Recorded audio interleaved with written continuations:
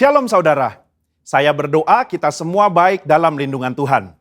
Saat ini kita sedang berada di era postmodernism, di mana salah satu cirinya ialah pendapat pribadi dianggap sebagai hal yang harus diperhatikan dan didengar. Sehingga hal tersebut mendapat tempat prioritas dalam kehidupan seseorang. Apa yang dahulu dipercaya dan diajar sebagai sebuah kebenaran, kini dikritisi dan dipertanyakan. Akibatnya, kebenaran atau fakta menjadi sebuah hal yang relatif. Dan orang akan cenderung mengutamakan dan mempercayai apa yang dia ingin percayai menurut perasaan dan keinginan hatinya. Begitu pula jika kita membahas mengenai persoalan gender dan LGBTQ. Hal-hal mengenai moralitas dan seksualitas yang sudah dipegang dan dipahami sejak lama, kini dipertanyakan dan diabaikan serta dianggap sebagai sesuatu yang salah dan tidak relevan. Tentu saja pandangan yang menyatakan bahwa setiap orang benar dan bebas melakukan apa yang ia inginkan menurut keinginan dan perasaannya adalah tidak benar. Nah, Voice of Pentecost hari ini adalah seri pertama dari seri Gender Identity Challenge dan LGBTQ. Gender identity adalah identitas jenis kelamin di mana seseorang dapat mengerti dan meyakini jenis kelaminnya berdasarkan organ seksualnya dan menjalani kehidupannya sebagai seorang individu berdasarkan organ seksual bawaan lahir yang telah Tuhan anugerahkan. Jika sejak awal penentuan gender identity-nya sudah benar, maka jika terjadi preferensi seksual yang menyimpang seperti LGBTQ dapat ditangani. Namun jika penentuan gender identity-nya sudah salah, maka preferensi seksualnya pun pasti akan jadi salah. Pandangan yang beredar saat ini ialah bahwa seseorang bisa dan berhak untuk menentukan gender identity-nya sendiri. Bukan berdasarkan organ reproduksi seksualnya, namun berdasarkan perasaan dan keinginan sendiri. Jadi bisa saja seorang pria yang secara biologis adalah laki-laki, namun karena ia merasa dan menyatakan dirinya sebagai wanita, maka ia dipanggil perempuan dan menggunakan fasilitas umum yang digunakan oleh wanita. Bahkan memiliki ketertarikan dan hasrat seksual terhadap seorang pria. Begitu pula sebaliknya. Pandangan ini telah diterima luas dan dilindungi di berbagai negara. Sehingga segala sesuatu yang berhubungan dengan seksualitas, gender identity dan penyimpangan preferensi seksual termasuk LGBTQ harus diterima dan bukan merupakan sebuah kelainan. Namun bagaimana menurut Alkitab? Alkitab memandang LGBTQ merupakan penyimpangan seksual yang adalah dosa di mata Tuhan. Kejadian 1 dan 2 menunjukkan bahwa Tuhan menciptakan gender identity laki-laki dan perempuan berdasarkan organ reproduksi seksualnya, bukan lewat feeling dan keinginan manusia. Kata laki-laki dan perempuan di Kejadian 1 ayat 26 sampai 28 merujuk kepada organ seksual yang mereka miliki secara biologis. Penciptaan dan penentuan ini adalah karya Allah yang luar biasa. Sebab ia ingin manusia dapat menghasilkan keturunan lewat organ reproduksi laki-laki dan perempuan. Jadi, jika seorang pria yang secara biologis adalah laki-laki, maka Tuhan ingin agar ia dapat menggunakan organ reproduksi seksualnya untuk menghasilkan keturunan lewat organ reproduksi wanita, itu pun hanya dalam pernikahan. Nah, masalah mulai timbul ketika manusia jatuh dalam dosa. Dosa membuat manusia membawa pikiran, keinginan, dan tindakannya yang terbelenggu oleh dosa, sehingga terjadilah gender identity challenge dan penyimpangan seksual. Orang yang menyimpang ketertarikan dan hasrat seksualnya tidak akan dapat beranak cucu karena kesamaan organ reproduksi mereka. Padahal Allah tidak pernah salah dalam menciptakan manusia. Allah tidak menjadikan manusia mengalami krisis identitas seksual ataupun ketertarikan dan hasrat seksual yang menyimpang. Sebuah penelitian menunjukkan bahwa krisis gender identity dan preferensi seksual justru dipengaruhi oleh 4 faktor. Yang pertama biologi, 2 pengalaman masa kecil, 3 pengaruh lingkungan atau pergaulan, 4 pengalaman saat dewasa. Keempat faktor ini juga bisa kita lihat dalam peristiwa Nuh dan anaknya Ham. Ham melihat aurat ayahnya, entah dia mengejek atau nafsu, perbuatan itu salah secara moral di mata Tuhan. Akibatnya Nuh mengutuk Ham dan keturunannya. Hal ini menunjukkan adanya keberlanjutan penyimpangan dari Ham kepada keturunannya yaitu Kanaan. Selanjutnya kita melihat bahwa Kanaan dan orang-orang yang mendiami tanah Kanaan memiliki penyimpangan seksual juga. Apa yang terjadi di Sodom dan Gomora di tanah Kanaan dalam Kejadian 19 menunjukkan penyimpangan seksual yang parah dan bahkan sudah mempengaruhi Lot dan kedua anak perempuannya. Lot menganggap hal wajar untuk memberikan kedua anak perempuannya untuk dipergunakan secara seksual oleh kerumunan massa. Dan kelak di dalam pelarian mereka, kedua anak perempuannya pun menganggap normal untuk memiliki anak dari ayah mereka sendiri. Yang akhirnya menghasilkan bangsa Moab dan Amon yang juga akan dihukum Tuhan karena kejahatan yang bangsa ini lakukan. Kesimpulannya, gender identity merupakan hal yang penting dalam diri seseorang. Di mana gender identity tidak ditentukan lewat perasaan dan keinginan hati, melainkan lewat organ reproduksi seksual yang telah Tuhan berikan saat seseorang dilahirkan. Tidak ada orang yang lahir dengan keadaan atau hasrat seksual menyimpang seperti LGBTQ. Seolah-olah Tuhan telah membuatnya demikian. Tuhan tidak pernah salah di dalam menciptakan manusia. Justru dosalah yang membuat manusia membawa pikiran, keinginan, dan tindakannya pada keputusan yang salah. Maka dari itu, diperlukan kemampuan dan keputusan yang tegas dalam memahami dan meyakini gender identity seseorang sedari awal kehidupannya. Sehingga di kemudian hari, ia tidak masuk dalam penyimpangan seksual seperti LGBTQ.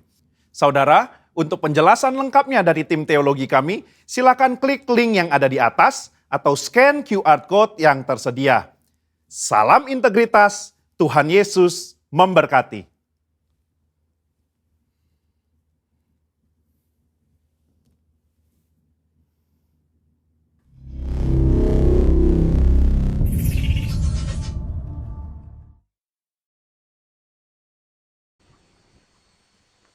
Shalom semua Bapak Ibu yang dikasihi Kristus. Gimana kabarnya hari ini? Luar biasa. Luar biasa, haleluya ya. Kita sangat bersyukur ya masih punya kesempatan untuk beribadah hari ini ya. Untuk itu kita sama-sama bangkit berdiri. Kita akan mendeklarasikan Mazmur 91. Dalam lindungan Allah.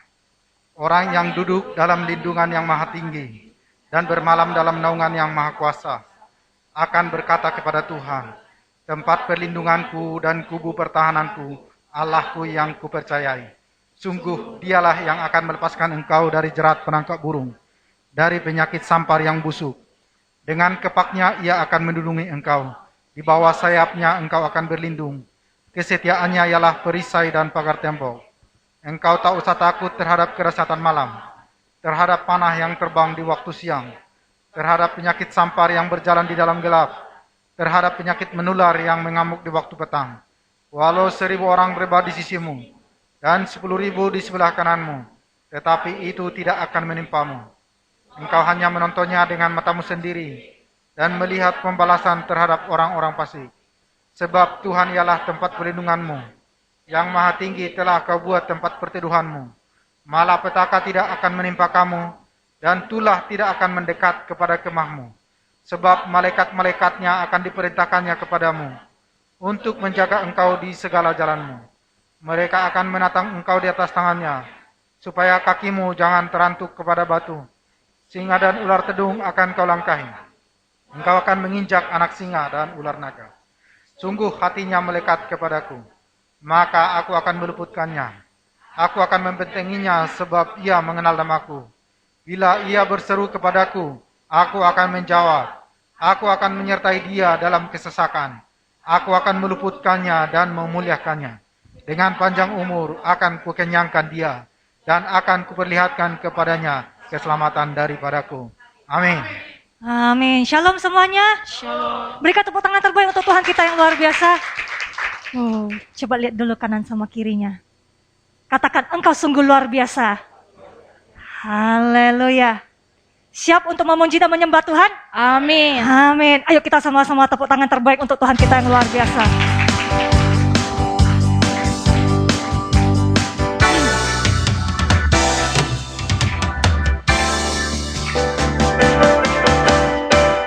Lebih dari pemenang dalam segala perkara, iblis lari kalahkan oleh kuasa darahnya. Jika Allah di pihak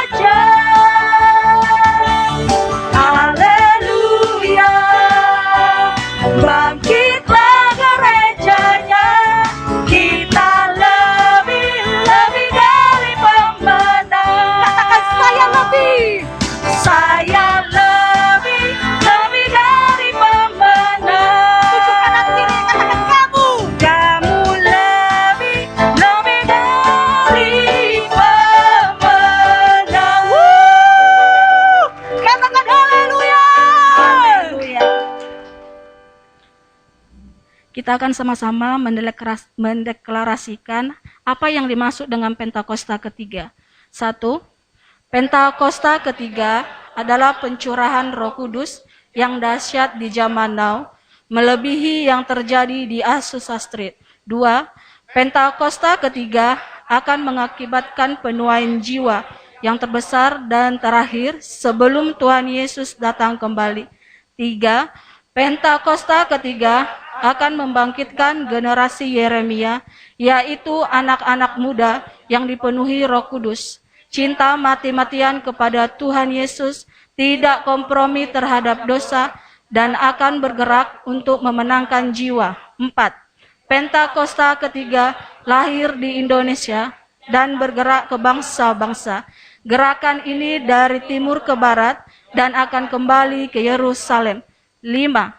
Pentakosta ketiga akan memberikan kuasa untuk menyelesaikan amanat agung dan setelah itu Tuhan Yesus datang kembali. Amin. Berikan tepuk tangan terbaik untuk Tuhan kita yang luar biasa. Silakan duduk di dalam hadirat Tuhan. Kita akan memberi yang terbaik untuk pekerjaan Tuhan di tempat ini.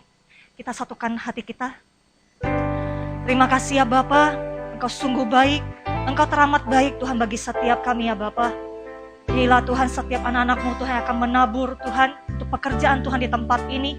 Bila setiap mereka Tuhan yang akan kembalikan Tuhan persepuluhan Tuhan, persembahan khusus, persembahan ucapan syukur. Engkau Allah yang memberkati Tuhan setiap mereka Tuhan. Dan kami percaya kami akan memberi Tuhan dengan sukacita Tuhan yang berasal daripada Engkau ya Bapa. Di dalam nama Tuhan Yesus Kristus kami mengucap syukur dan berdoa. Kita sama-sama katakan amin. Shakalalabashe.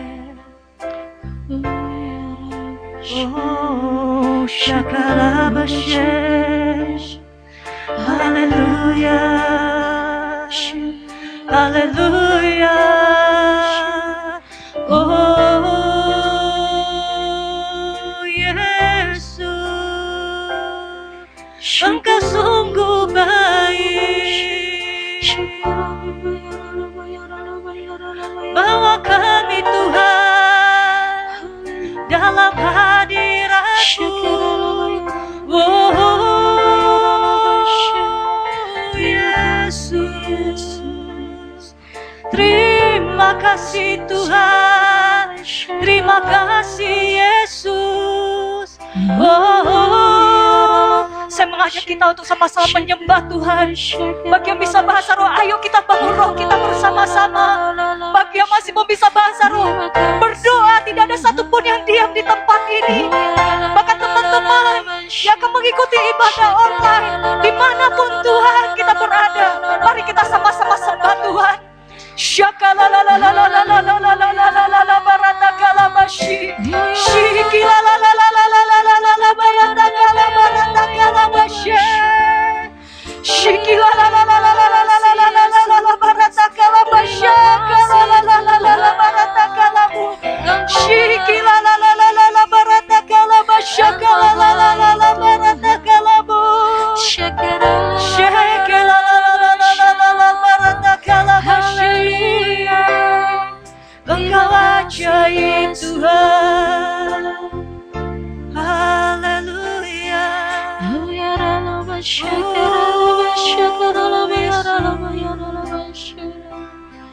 Haleluya.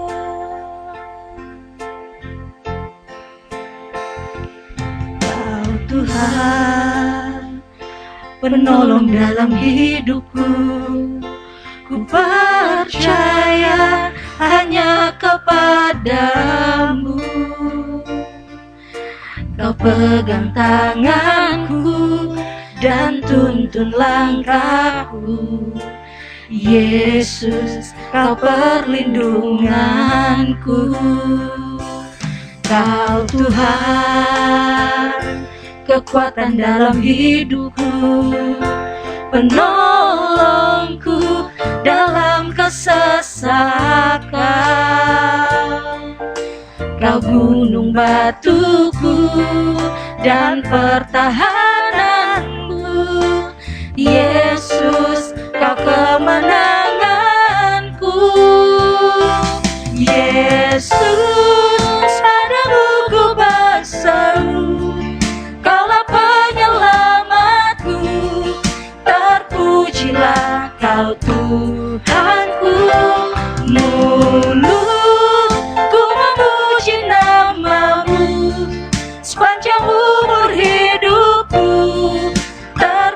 terpujilah Kau Tuhanku di atas segalanya.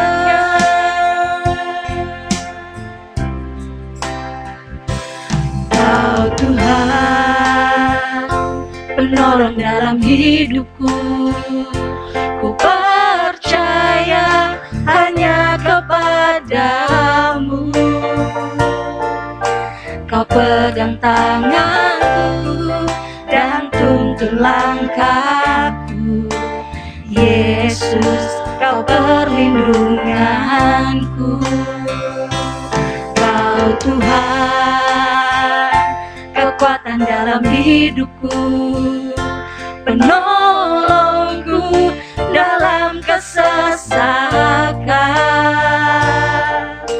Kau gunung batuku dan pertahananku. Yesus, Kau kemenanganku.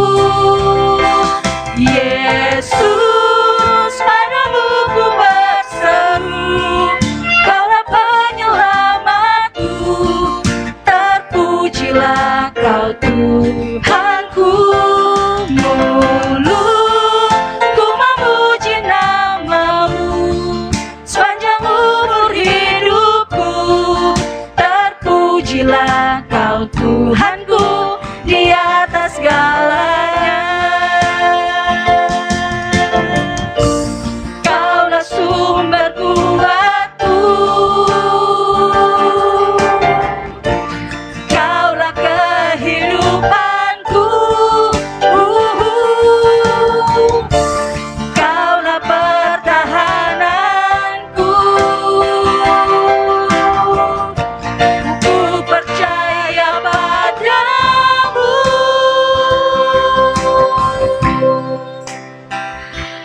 Yesus, padamu ku berseru.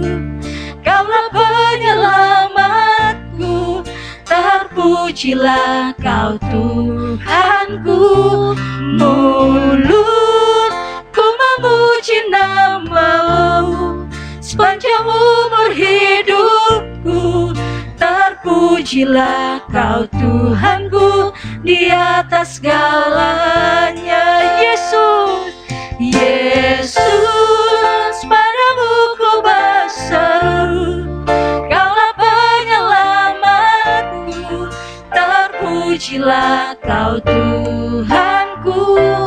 Mulutku memuji namamu sepanjang umur hidupku.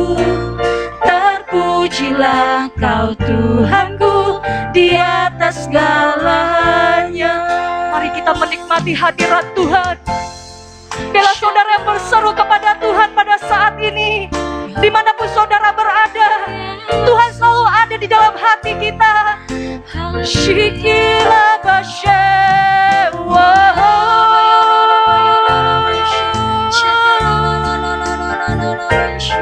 Haleluya.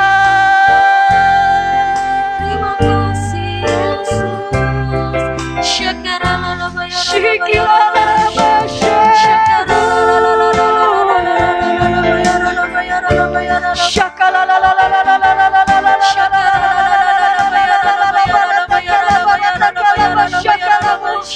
Goncangan bisa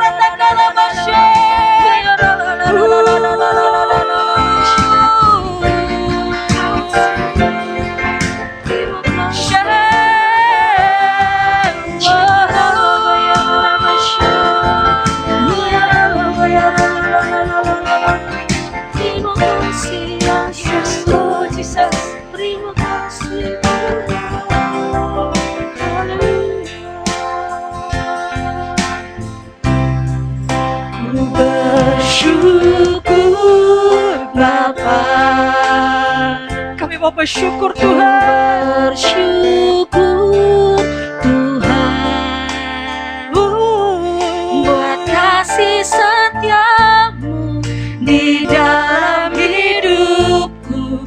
Ku bersyukur. Angkat kedua tangan kita, katakan, kami mau bersyukur.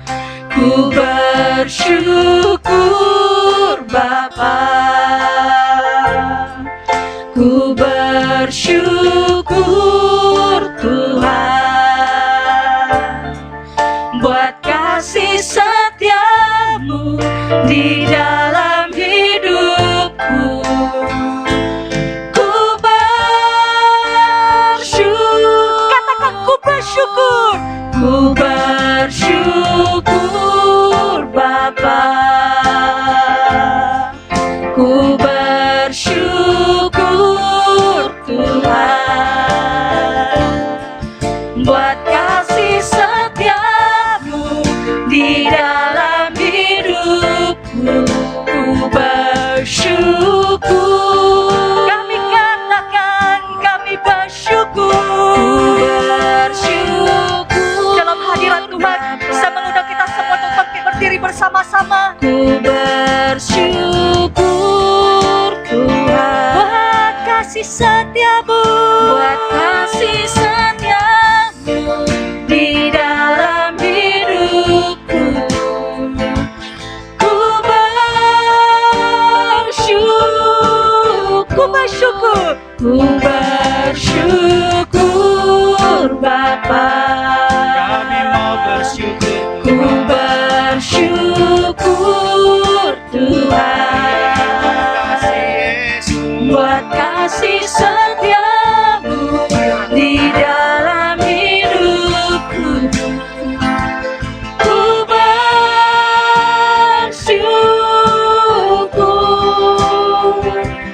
Ku bersyukur. Ku bersyukur. Ku bersyukur. Yesus. Yesus. Guriara basikirara basyande, kinayara lamastikirara basyeva. Haleluya. Engkau baik Yesus, Engkau amat baik Yesus. Terpujilah namamu, dimuliakanlah namamu. Kami mengasihimu Yesus, kami memuji Engkau, kami menyembahmu Yesus. Haleluya, haleluya. Terima kasih buat kesehatan, buat nafas kehidupan, buat kehausan dan kerinduan yang Kau berikan kepada kami untuk mencari wajah Tuhan. Terima kasih Bapa, kami boleh hadir dalam undangan-Mu untuk ada di rumah Tuhan. Kami percaya ketika Kau mampukan kami hadir di tempat ini dan menyaksikan ibadah ini, tidak lain dan tidak bukan karena Engkau ingin memberkati kami semua. Roh Kudus, berkaryalah sebebas-bebasnya dalam diri kami, pribadi lepas pribadi. Ajarkan kami, buat kami mengerti, memahami, bahkan melakukan firman Tuhan. Karena kami tahu, ketika kami melakukan firman Tuhan, maka Tuhan beserta kami. Bapa dalam surga, urapi hamba-Mu juga, yang akan menyampaikan isi hati-Mu. Berikan kata-kata yang sederhana, tapi penuh dengan kuasa sorga. Sehingga pada saat perkataan firman kebenaran Tuhan disampaikan, kami semua diperbaharui. Terima kasih Bapa, berbicaralah. Kami siap duduk diam dalam hadirat-Mu untuk mendengarkan isi hati-Mu. Segala hormat, pujian, kuasa, kemuliaan, kemasyuran hanya bagi-Mu. Di dalam nama Tuhan Yesus Kristus, kami mengucap syukur dan berdoa. Yang siap mendengar firman Tuhan sama-sama katakan, amin. Silakan duduk Bapak Ibu Saudara. Shalom. Selamat pagi. Sekarang ini ada PPKM. Ya, PPKM yang akan dijalankan di luar Pulau Jawa dan Bali. Efektif mulai tanggal 12. Jadi hari ini adalah hari perkenanan yang Tuhan izinkan masih boleh beribadah secara onsite, offline. Jadi 2 minggu ke depan, khususnya sampai akhir bulan ini, kita akan online dulu sementara. Saya percaya apapun yang Tuhan izinkan, itu semua adalah kebaikan buat kita semua. Puji Tuhan, Tuhan Yesus tidak pernah meninggalkan kita. Puji Tuhan, Tuhan selalu ada dalam hidup kita. Sehingga tema khotbah hari ini sebenarnya sudah dipersiapkan Tuhan jauh sebelum pemberlakuan PPKM di Batam. Beberapa hari yang lalu, kurang lebih di awal minggu, sekitar hari Senin atau hari Selasa tepatnya ketika saya berdoa, tiba-tiba Tuhan bilang, "Nak, berikan tema khotbah untuk minggu ini di rumah aja." Saya tidak ngerti kenapa Roh Kudus tuntun saya untuk bawakan tema khotbah di rumah aja. Dan rupanya saya baru mengerti setelah kemarin tepatnya pejabat-pejabat selesai meeting dengan Jakarta, pejabat rohaniawan ya maksudnya ya. Nah, keluarlah kesepakatan bersama dari BKAG dan PGLII. Kebetulan gereja ini ada dalam komunitas tersebut. Sehingga diberitakan bahwa per tanggal 12 Juli efektif diberlakukan PPKM untuk luar Pulau Jawa dan Pulau Bali termasuk Batam. Jadi Batam termasuk ya. Nah, nanti sore pertemuan para gubernur, pejabat tinggi negara. Ya, kalau kemarin itu pejabat tingginya daripada rohaniawan, nah yang sekarang pejabat tinggi negara nanti sore. Untuk melegalitaskan sehingga nanti surat menyuratnya nanti akan keluar. Semua itu karena kebaikan Tuhan, kita sudah dipersiapkan. Tentang 2 minggu ke depan, ketika kita lebih banyak di rumah, apa sih yang harus kita persiapkan sebagai anak-anak Tuhan? Oke, kita buka dulu ayatnya, untuk ayat pembuka, di Keluaran 12, ayat 23. Keluaran 12 ayat 23. Demikianlah firman Tuhan. Dan Tuhan akan menjalani Mesir untuk menulahinya. Apabila ia melihat darah pada ambang atas dan pada kedua tiang pintu itu, maka Tuhan akan melewati pintu itu dan tidak membiarkan pemusnah masuk ke dalam rumahmu untuk menulahi. Jadi ini adalah sepenggalan ayat, sebagian ayat yang menceritakan kisah tulah ke-10 di Mesir. Bahwa semua anak sulung, termasuk binatang yang sulung, mati. Kecuali yang ambang pintu atas depan rumahnya ada darah, ambang atas, dan kedua tiang pintunya di kiri kanan ada darah. Jadi itu salib. Ya, darah anak domba. Ketika ada darah anak domba di tiang pintu rumah tersebut, maka tulah yang akan mengambil nyawa itu tidak akan masuk ke rumah itu. Ya. Pemerintah mengadakan PPKM, pembatasan kegiatan mikro. Betul ya? M-nya mikro itu ya? Saya kurang tahu juga. Kayaknya mikro ya, pembatasan kegiatan mikro atau pembatasan kegiatan apa tuh M-nya tuh? Ya. Pokoknya pembatasan, bukan peniadaan. Jadi tolong jangan diubah-ubah ya. Jangan membangkitkan atau menciptakan opini-opini baru di luar keputusan pemerintah. Ya. Jadi ini adalah pembatasan. Jadi segala tindakan, segala kegiatan di segala sektor, kecuali sektor-sektor khusus yang diberitahukan pemerintah, itu dibatasi, bukan ditiadakan. Ya. Jangan terus bilang, wah ini ditiadakan. Tidak, dibatasi. Sementara waktu. Ya, jadi ada pembatasan sementara waktu. Nah, kita melihat bahwa ketika kita disarankan lebih banyak di rumah, karena kita tidak bisa selalu ada di rumah. Kalau enggak, kalau misalnya selalu ada di rumah, nggak pernah bisa keluar rumah, saya percaya jemaat di sini rambutnya sama seperti Simpson semua, panjang-panjang. Harus dicukur juga. Harus medicure, pedicure juga kalau perempuan. Perempuan harus beli kosmetik. Nanti kalau nggak beli kosmetik, nggak dandan, bahaya nanti. Ya kan? Mukanya datang jemaat pucat-pucat semua. Kenapa? Di rumah aja, Pak. Gitu ya. Jadi tetap ada aktivitas yang keluar rumah. Yang laki-laki juga begitu. Karena bertanggung jawab buat keluarga, sebagai pemimpin keluarga, mau tidak mau harus cari uang. Harus keluar rumah. Harus berkorban buat keluarganya. Ya, jadi kita dibatasi, bukan ditiadakan. Kalau ditiadakan lockdown total, saya percaya ekonomi negara ini akan runtuh. Kalau ekonomi negara ini runtuh, saya percaya rakyatnya juga runtuh. Jadi pemerintah sudah berpikir jauh. Apalagi Kristus Yesus. Raja segala raja, Tuhan segala Tuhan. Pemerintah yang lebih sempurna dibanding segala pemerintah. Nah, jadi artinya jangan meng-create opini-opini. Itu berdosa. Kenapa? Ingat, 12 pengintai waktu dikirim untuk masuk tanah perjanjian, 10 pengintai tawar hati. Kecuali Kaleb dan Yosua yang tidak tawar hati. Apa yang terjadi? Yang bisa masuk tanah perjanjian cuma 2 pengintai loh. Yang 10 pengintai nggak masuk. Jadi jangan buat tawar hati. Tapi kita harus berjaga-jaga dan tidak boleh mencobai Tuhan. Ini penting nih Alkitabiah. Ya. Kita ini anak Tuhan, pola pikir kita pola pikir Kristus. Jadi bukan pola pikir dunia. Jangan kita ikuti pola pikir dunia. Kemarin saya mau beli colokan listrik buat timer gereja di Grand Mall Batam. Mau tahu apa yang terjadi? Terjadi kerusuhan di sana.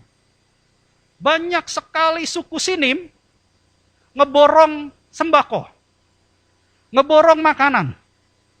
Konter-konter itu penuh semua di Grand Batam, itu berapa loket itu penuh semua. Karena mereka mendapatkan isu yang tidak bisa dipertanggungjawabkan bahwa seluruh mall tutup. Ya, jadi ini isunya sudah nggak benar. Nah, kita ini anak-anak Tuhan.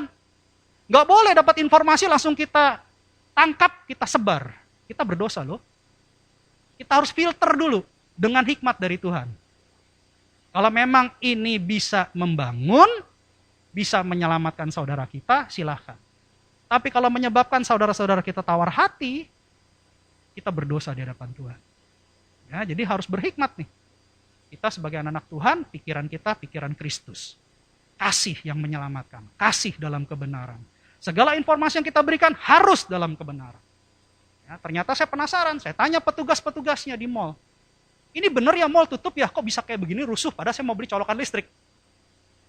Ternyata petugasnya bilang gini Pak, dari manajemen, toko-toko sepatu, toko baju tutup jam 5. Tapi kalau supermarketnya tutupnya jam 8. Jadi jangan terus ikut-ikut jadi heboh gitu ya. Jangan. Gak usah kita ikut-ikutan ngantri. Jangan-jangan yang nyebarin hoax itu yang punya supermarket. Biar supermarketnya rame. Ya, jadi jangan kita terjebak di situ. Itu namanya jerat penangkap burung. Hati-hati. Oh ya, jerat penangkap burung ya. Kalau burungnya udah masuk lengket, nggak bisa keluar. Jadi jangan seperti itu. Be smart, be wise. Gitu. Akhirnya saya penasaran, saya ke Lotte Mart. Penasaran saya tuh. Setelah di Lotte Mart, ternyata petugasnya juga ngomong, Pak, khusus untuk sembako, dalam kegiatan PPKM, tutupnya jam 8. Jadi tolong jangan, kita anak Tuhan, kita punya hikmat, jangan ikut-ikutan pola pikir anak dunia. Kita berbeda. Tempat kita bukan di dunia, tempat kita di kerajaan surga. Yang setuju katakan amin. Puji Tuhan, kembali lagi. Jadi, tempat aman dan nyaman, artinya tempat yang diberkati. Kalau sekarang pemerintah mengatakan lebih baik, banyak di rumah lah, jangan keluar. Ya kita taat. Takutlah akan Allah dan Raja. Kita taat, kita di rumah aja. Cuma pertanyaannya, rumah mana yang aman? Sedangkan di berita-berita kita bisa melihat, bahwa ada orang yang melakukan isoman. Tahu isoman ya? Isolasi mandiri. Keluarga-keluarga yang punya gejala COVID ringan, ya, itu harus isoman. Yang gejala COVID berat, itu baru masuk wisma. Wisma Atlet lah, Wisma Galang lah, gitu ya. Nah, banyak orang yang isoman, isolasi mandiri. Apa yang terjadi? Banyak yang mati di rumah-rumah. Jadi kalau di rumah aja, ini berarti bicaranya tempatnya aman nggak? Di rumah sakit nggak aman. Di rumah nggak ada perawat, tim medisnya nggak ada. Tapi kalau saya ke rumah sakit, mungkin dari gejala ringan akan menjadi lebih parah. Kalau saya di rumah, dari gejala ringan, karena nggak ada yang rawat, tetap jadi gejala parah. Jadi mana yang benar, Pak? Gitu ya. Itu kan pola pikir anak dunia kan, di rumah aja kan cuma di rumah. Tapi kalau pola pikirnya anak Tuhan kan, di rumah aja, rumah itu bisa dua. Rumah tempat tinggal atau rumahnya Tuhan. Rumahnya Tuhan dibagi dua lagi kalau anak Tuhan. Rumah Tuhan di gereja atau tubuh kita adalah bait Roh Kudus? Kan gitu ya. Nah, jadi pertanyaannya sekarang, Pak, apa sih yang harus dipersiapkan? Kan minggu kemarin Bapak sudah ngomong kita harus siap bertempur. Bukan bertanding iman lagi, tapi bertempur dalam iman. Kamu nggak pakai senjata, lebih baik cepat mati kalau nggak pakai senjata. Lebih baik kau pakai senjata, karena kamu nggak perang pun kamu sudah di medan pertempuran. Ada peluru di atas kepala kamu berterbangan, ada ranjau di mana-mana. Ada ledakan di mana-mana, ada mayat di mana-mana karena medan pertempuran. Tapi kita percaya bahwa anak-anak Tuhan, walau 1.000 orang rebah di sisimu dan 10.000 di sebelah kananmu, tetapi itu tidak akan menimpa kamu. Amin. Itu janji Tuhan. Jadi kita siap bertempur. Nah, kalau dalam pertempuran ini kita harus berjaga-jaga, maka waktu pemerintah mengatakan di rumah aja, kita harus jadikan rumah kita aman dan nyaman. Artinya rumah kita diberkati. Kita mau belajar nih hari ini. Bagaimana caranya ketika kita ikuti pemerintah untuk di rumah aja, tapi kita menghadirkan Tuhan, sehingga darah anak domba ada di palang depan rumah pintu kita, dan tulah tidak akan datang ke tempat kita. Berarti jawabannya kita harus menghadirkan Yesus yang adalah anak domba. Gimana Pak caranya? Oke, kita mulai belajar. Yohanes 1 ayat 1. Kita belajar aplikasinya. Dikatakan di Yohanes 1 ayat 1, pada mulanya adalah firman. Firman itu bersama-sama dengan Allah. Dan firman itu adalah Allah. Artinya ketika saya dapat telepon dari Pak Gubernur, suara Pak Gubernur mewakili Pak Gubernur. Ketika saya dapat telepon dari Pak Presiden, suara Pak Presiden mewakili Presiden. Ketika kita mendengar firman Allah, suara Allah adalah Allah itu sendiri. Berarti kalau kita melakukan firman Allah yang adalah suara Allah, yang adalah Allah itu sendiri, ketika kita melakukan firman Allah, maka Allah akan ada bersama kita. Paham ya di situ ya? Firman Allah adalah Allah, ketika kita melakukan firman Allah yang adalah Allah, maka Allah hadir. Tuhan hadir. Itu cara menghadirkan Tuhan. Jadi apa yang harus kita lakukan berdasarkan firman Tuhan di dalam rumah sehingga Tuhan hadir. Kita buka Efesus 5 ayat 22 sampai 24.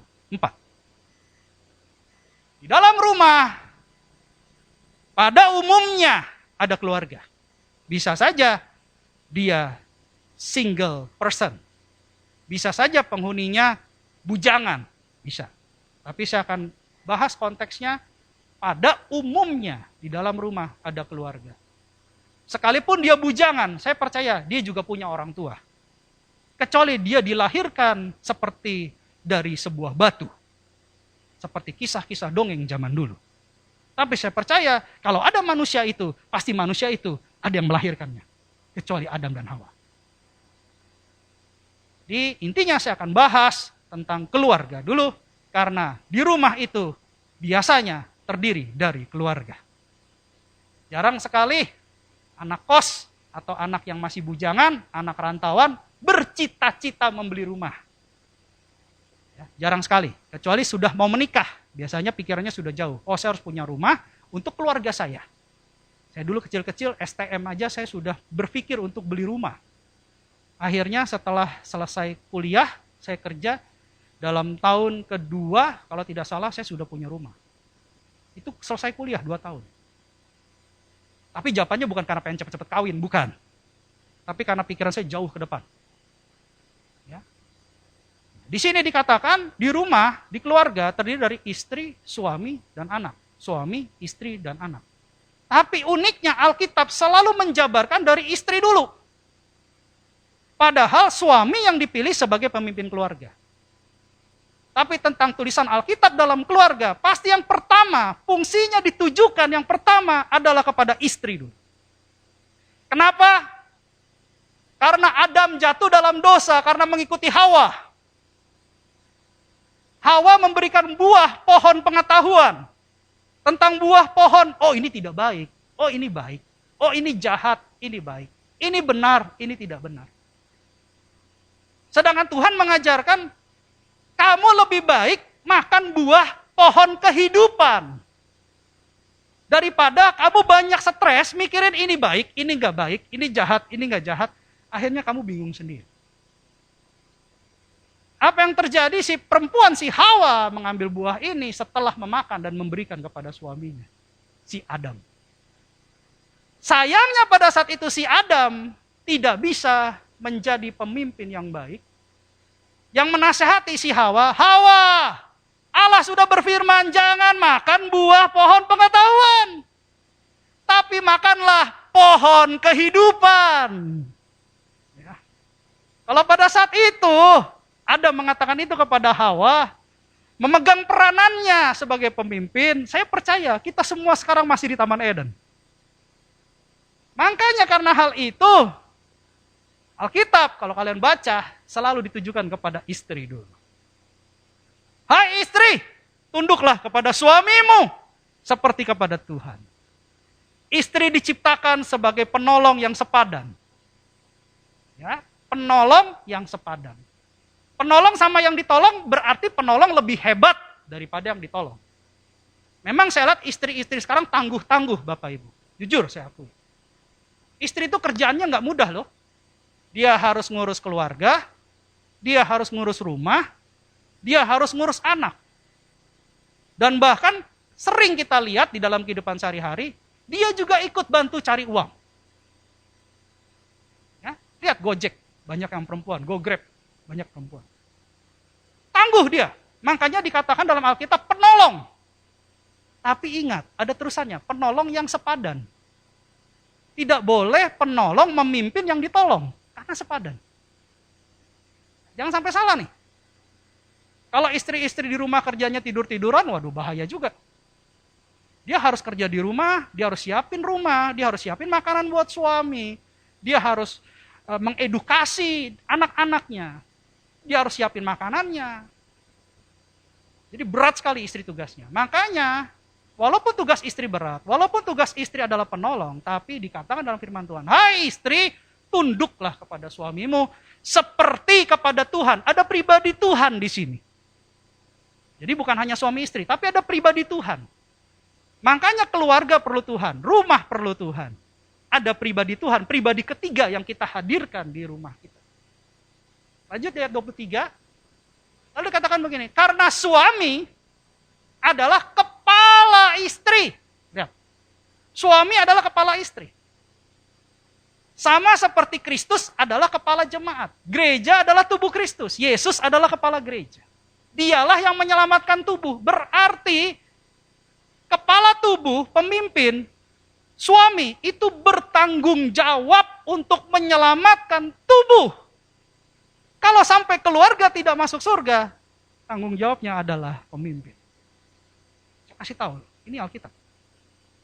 Makanya saya sebagai pemimpin di keluarga, di gereja, maupun di perusahaan, saya akan selalu memberikan contoh yang terbaik. Nanti saya akan ajarkan lebih lanjut. Kalau ditanya, lanjutan, Pak, tapi suami saya begini, begitu, begini, begitu. Bapak belum tahu suami saya begini, begitu, begitu. Saya tidak perlu tahu Bapak Ibu. Saya hanya perlu mengajarkan Bapak Ibu firman. Karena ketika kalian melakukan firman, firman yang adalah Allah, itu hadir di tempat kalian. Itu yang terpenting. Saya tidak mau tahu. Karena Tuhan Maha tahu. Buat apa saya menggantikan Tuhan yang Maha tahu? Biarkanlah Tuhan menjadi Tuhan. Saya hanya ajarkan firman. Lanjut di ayat 24. Karena itu sebagaimana jemaat tunduk kepada Kristus, demikiannya juga istri kepada suami dalam segala sesuatu. Katakan istri-istri dalam segala sesuatu. Ini firman. Nanti saya tanya, nanti saya jelaskan kalau kalian mau tanya. Pak, jadi kalau suami saya begini, begitu, apakah firman ini bisa bekerja? Saya tunjukkan. Benar nggak nanti? Kita tunjukkan. Kita buka Kejadian 18 ayat 12. Saya akan tunjukkan apa yang akan terjadi. Kejadian 18 ayat 12. Jadi tertawalah Sarah dalam hatinya, katanya, akan birahikah aku setelah aku sudah layu? Sedangkan tuanku sudah tua. Ini tentang Allah waktu berbicara kepada Abraham, dia mengatakan bahwa Sarah akan mengandung. Tapi pada saat itu Sarah udah tua. Lalu Sarah berkata dalam hati, tidak berbicara, tapi berkata dalam hati. Ya. Masa iya sih, aku kan sudah tua, masa birahi sama si Abraham? Gitu loh. Tapi Abraham di sini dia panggil Tuanku.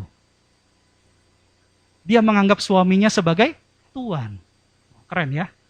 Di dalam hati, kalau dalam hati sudah menganggap Tuhan, apalagi dalam kesehari-harian, karena dalam hati adalah yang terdalam. Nah, kita tahu kisahnya ketika Sarah menganggap Abraham suaminya sebagai Tuhan, tapi ternyata Abraham itu bukan Tuhan yang baik loh. Kenapa begitu? Kita lihat di selanjutnya Kejadian 20 ayat 11. Sarah menganggap Abraham tuannya, tapi tuannya malah bilang begini. Lalu Abraham berkata, aku berpikir takut akan Allah tidak ada di tempat ini. Tentulah aku akan dibunuh karena istriku. Abraham takut mati. Tuannya takut mati. Karena si Sarah walaupun sudah tua, tetap cantik. Siapa istri-istri yang mau dapat pengurapan Sarah? Ah iya dong, walaupun tua tapi cantik dipandang suaminya. Suaminya loh ya, bukan orang lain ya, suaminya. Nggak boleh, orang lain nggak boleh.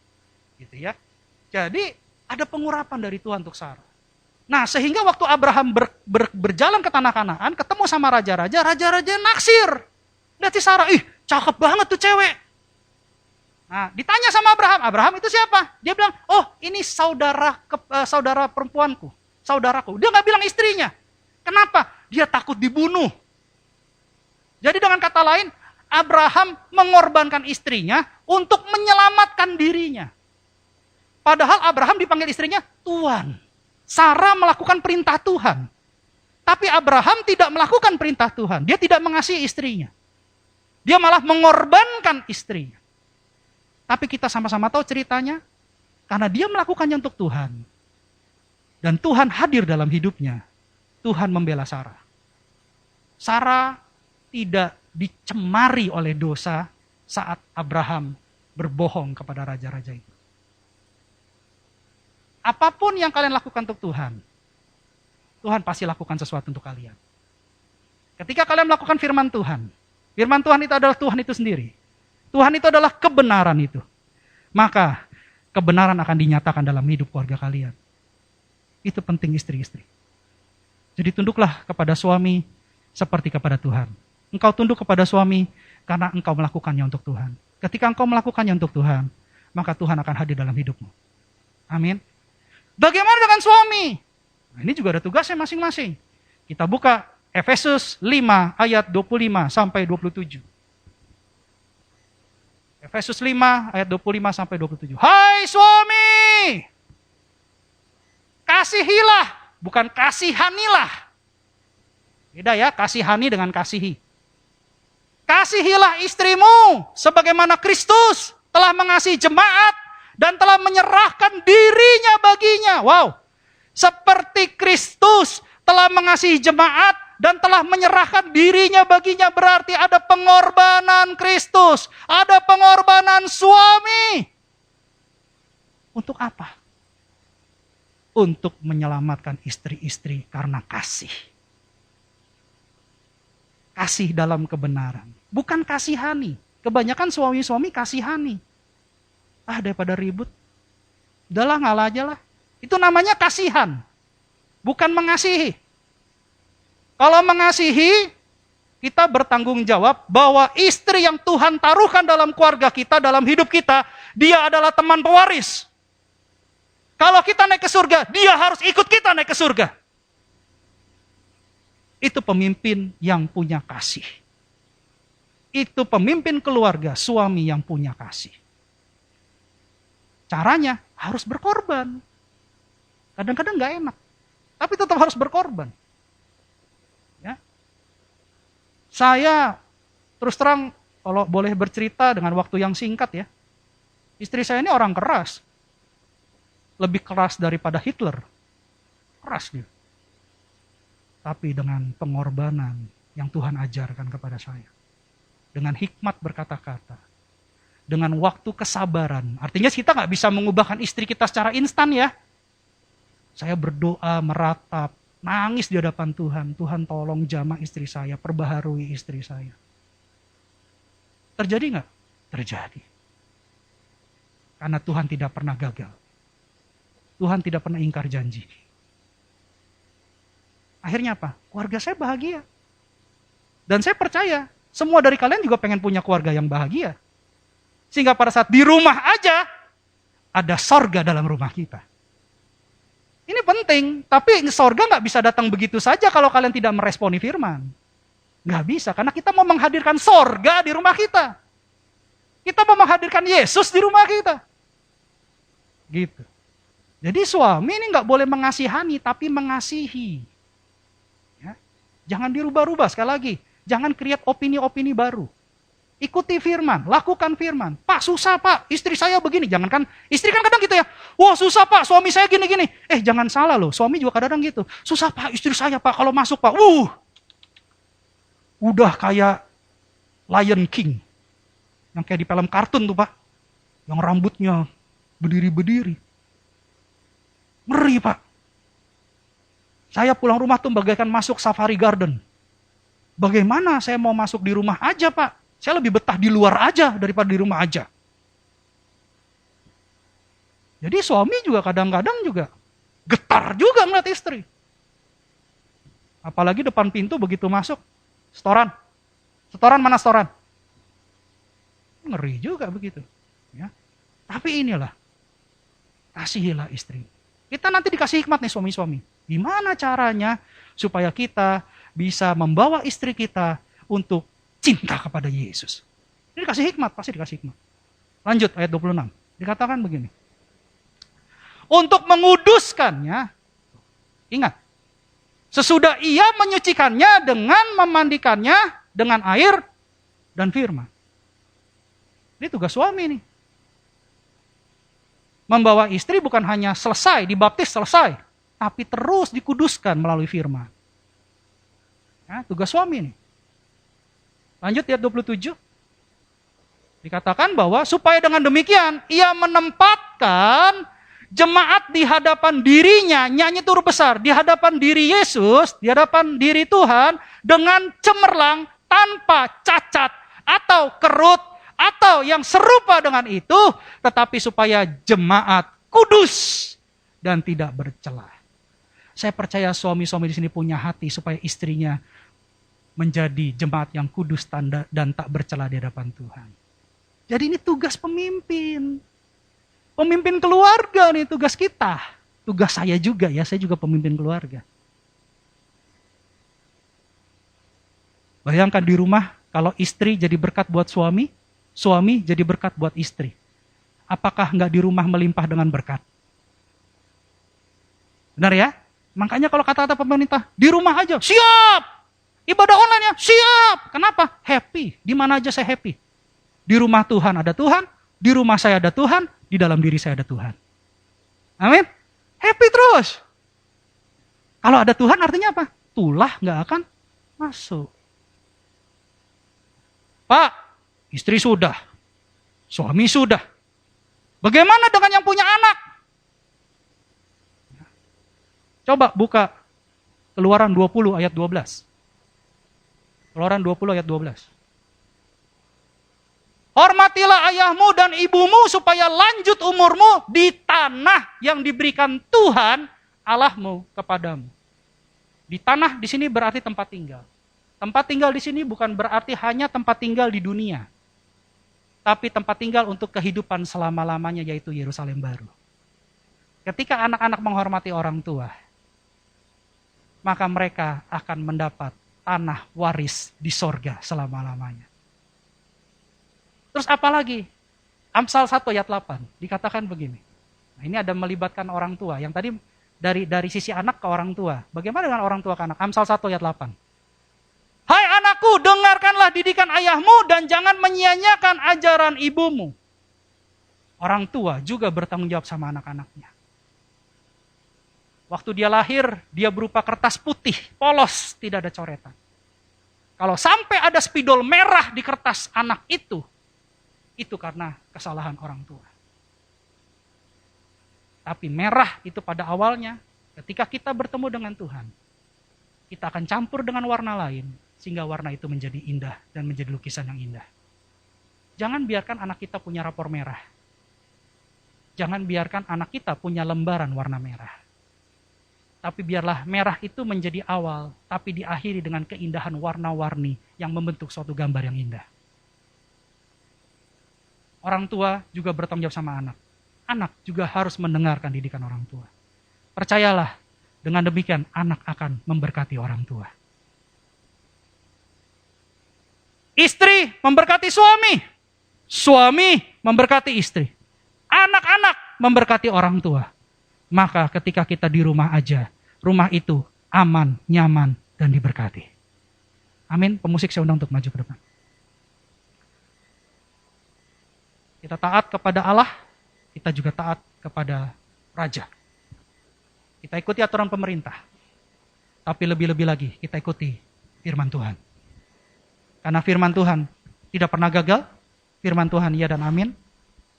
Firman Tuhan akan menyatakan kebenaran dalam keluarga kita. Keluarga kita, pribadi lepas pribadi, akan perlahan tapi pasti dikuduskan untuk dibenarkan. Amin. Bapak Ibu saya undang untuk bangkit berdiri, kita nyanyikan satu lagu.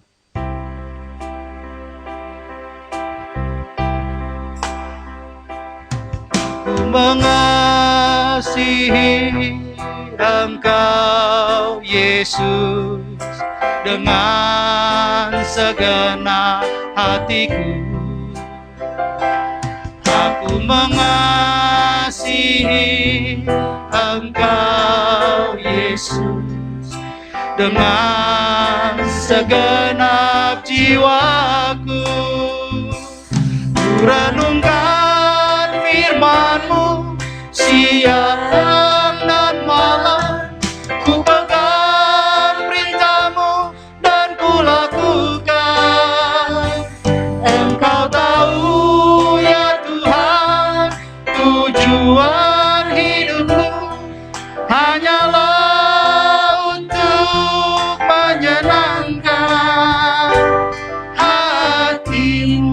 kita ulang dari awal. Aku mengasihi. Aku mengasihi Engkau Yesus dengan segenap hatiku. Aku mengasihi Engkau Yesus dengan segenap jiwaku. Ku renungkan firman-Mu siang dan malam, ku pegang perintah-Mu dan ku lakukan. Engkau tahu ya Tuhan, tujuan hidupku hanyalah untuk menyenangkan hati. Ku renungkan firman-Mu siang dan malam, ku pegang perintah-Mu dan ku lakukan. Engkau tahu ya Tuhan, tujuan hidupku hanyalah untuk menyenangkan hati. Ku renungkan firman-Mu siang dan malam, ku pegang perintah-Mu dan ku lakukan. Engkau tahu ya Tuhan, tujuan hidupku hanyalah untuk menyenangkan hati-Mu. Menyenangkan hati, menyenangkan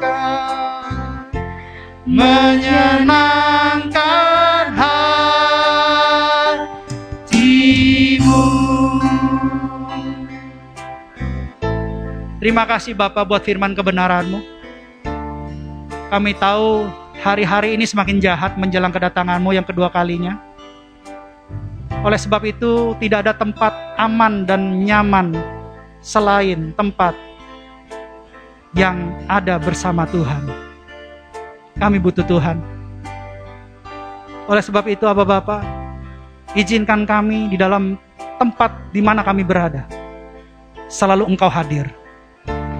Ajarkan kami pribadi lepas pribadi untuk melakukan firman-Mu. Karena firman Tuhan adalah Tuhan itu sendiri. Ketika kita menyatakan firman di tempat di mana kita berada, maka kebenaran dinyatakan. Maka Tuhan hadir. Oleh sebab itu, Bapak, berkati anak-anak-Mu. Roh Kudus mampukan. Berikan kekuatan baru. Bagaikan Raja Wali yang terbang tinggi. Mereka boleh melakukan firman tanpa letih dan lesu, tanpa lelah, tapi dengan roh keperkasaan dan roh kebenaran. Ajarkan mereka melakukan kasih Kristus. Biarlah mereka mengasihi anggota keluarga mereka dengan melakukan firman kebenaran Tuhan. Karena Tuhan adalah kasih. Biarlah kasih itu hadir di rumah mereka, di tempat di mana mereka berada. Sehingga kami percaya, walau 1.000 orang rebah di sisimu, dan 10.000 di sebelah kananmu, tetapi itu tidak akan menimpa kamu. Malaikat-malaikat Tuhan akan diperintahkan selalu ada di rumah-rumah mereka, berjaga-jaga buat mereka. Dimanapun mereka melakukan aktivitas, mereka tetap aman bersama Tuhan. Terima kasih Bapak buat kebaikan-Mu. Berkati kesehatan anak-anak-Mu. Berkati juga keuangan anak-anak-Mu.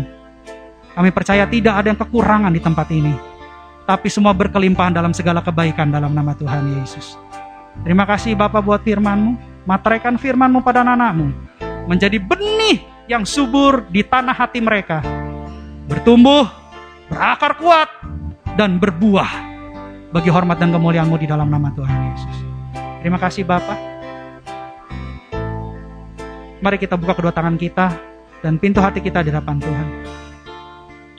Kekasih-kekasih Kristus, sama seperti Engkau membuka kedua tangan-Mu dan pintu hati-Mu di hadapan Tuhan, pulanglah dan bawalah berkat kesehatan, berkat kemenangan, berkat keberhasilan, berkat keberuntungan, berkat pengudusan, bahkan berkat Abraham, Ishak, dan Yakub.